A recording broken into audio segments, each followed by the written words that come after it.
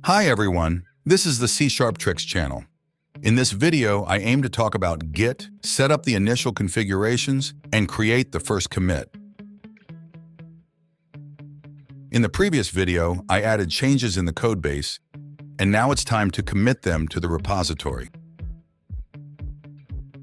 I'll be utilizing a Git client named Gitfork. However, feel free to use any other client. Let's start the client and open already created the repository.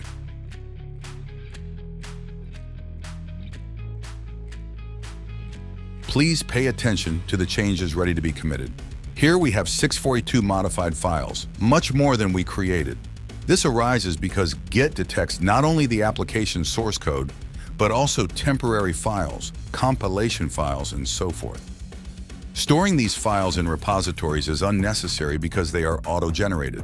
It's essential to clarify to Git what it should track and what it should ignore. To achieve this, you can utilize the Git configuration file, where you define rules for ignoring specific files and folders. Instead of creating these rules ourselves, we'll take the already prepared file for Visual Studio from GitHub. You can find the link in the description below. To streamline the process, I'll opt for using Visual Studio. Let's open our solution. Create a new .gitignore file in the root folder of the solution.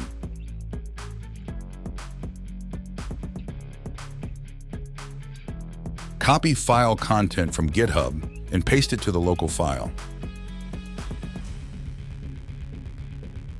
Switch to Git client.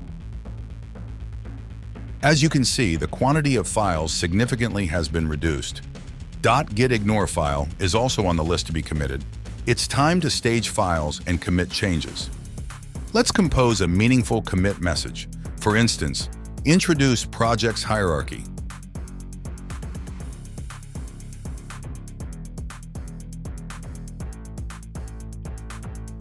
Excellent.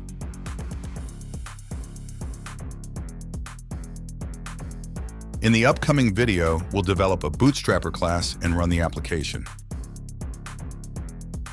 That's all for today. Enjoy developing.